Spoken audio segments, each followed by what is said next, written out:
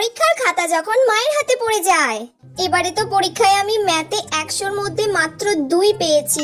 এই খাতাটা যদি মায়ের হাতে পড়ে তাহলে তো আমাকে আর আস্ত রাখবে না। কি যে করব, এখন আপাতত এখানে লুকিয়ে রেখে দিই বিছানার তলায়, পরে কিছু একটা বলে আমি ম্যানেজ করে নেব। লুকিয়ে রেখে দিই এখানে। A few moments later. কি গরম! ঘরটার কি অবস্থা করে রেখেছে মেয়েটা, যেখানে খেয়েছে সেখানেই থালা পড়ে, চারিদিকে এটা ওটা জিনিস ফেলে রেখে দিয়েছে। কোনো সময় তো ঘরটা পরিষ্কার করে না, সব আমাকে করতে হবে। আগে বিছানাটা গোছাই, তারপর অন্য কিছু। এটা আবার কি এখানে? এই মরেছে, যা মায়ের হাতে পড়ে গেল পরীক্ষার খাতাটা। অঙ্কতে 100-র মধ্যে মাত্র 2 পেয়েছে।